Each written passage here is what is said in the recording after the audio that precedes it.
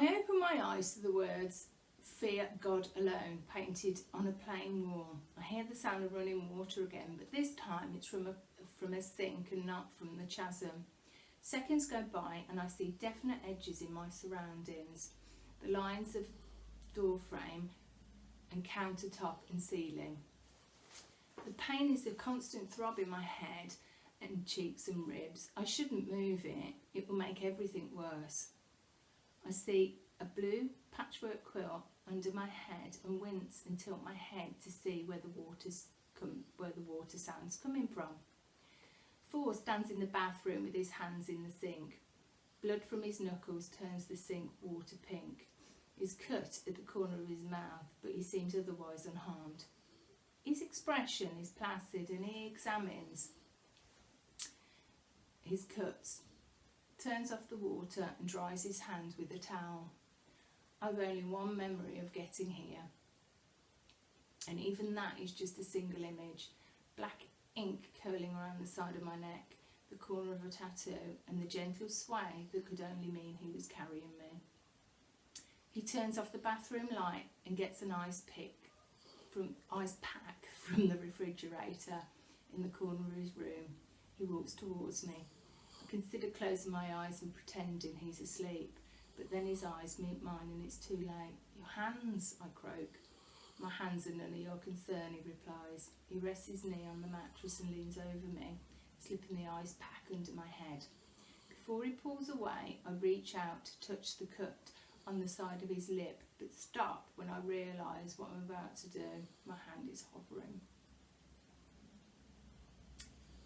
What do you have to lose? I ask myself. I touch my fingers, tips lightly to his mouth. "Tris," he says, speaking against my fingers, "I'm all right." "Why were you there?" I asked, letting my hand drop. "I was coming back from the control room. I heard a scream." "What did you do to them?" I say. "I deposited Drew at the infirmary half an hour ago," he says. "Peter and Al ran. Drew claimed they were just trying to scare you. At least I think that's what they were trying to say.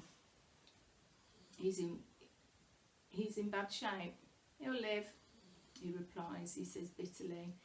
"In what condition, I can't say.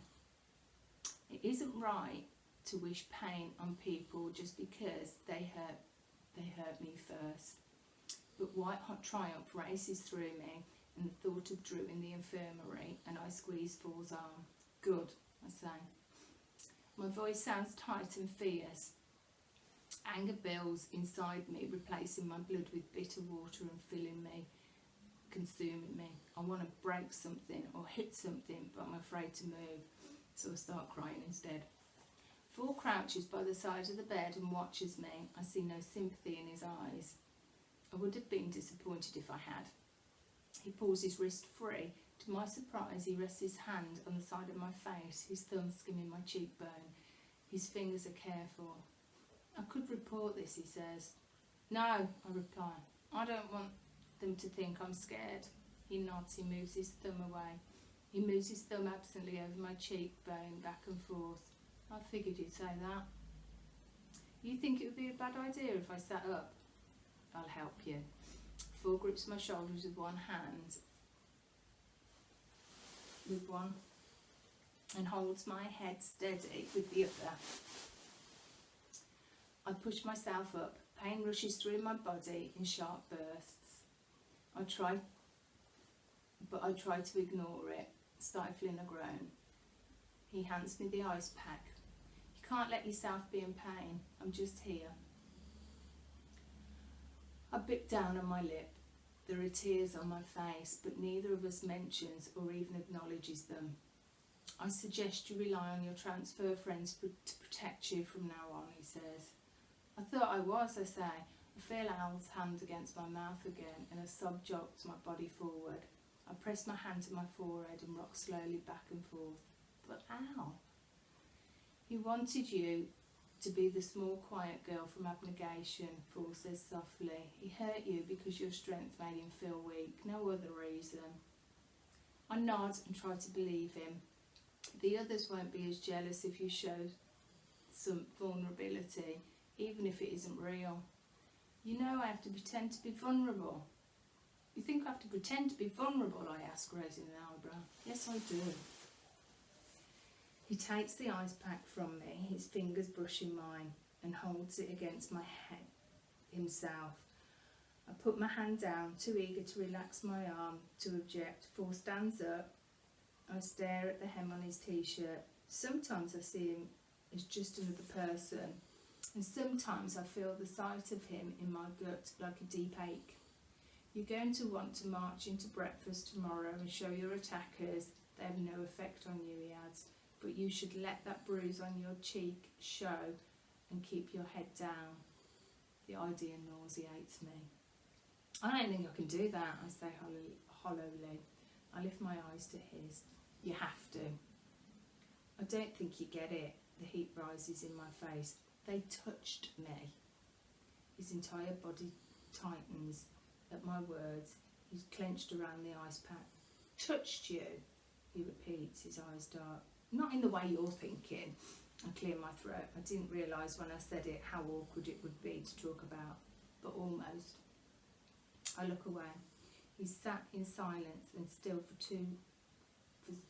so long that eventually I have to say something. What is it? I don't want to say this, he says, but I feel like I have to. It's more important for you to be safe than right for the time being. Understand? His straight eyebrows are drawn low over his eyes. My stomach writhes, partly because I know he makes a good point, but I don't want to admit it, and partly because I want something I don't know how to express. I want to press again the space between us until it disappears. I nod. But please, when you see an opportunity, he presses his hand to my cheek, cold and strong, and tilts my head up so I have to look at him. His eyes glint. They almost look predatory. Ruin them. I laugh shakily. You're a little scary, for. Do me a favour, he says, and don't call me that. What should I call you then? Nothing. He takes his hand from my face. Yet.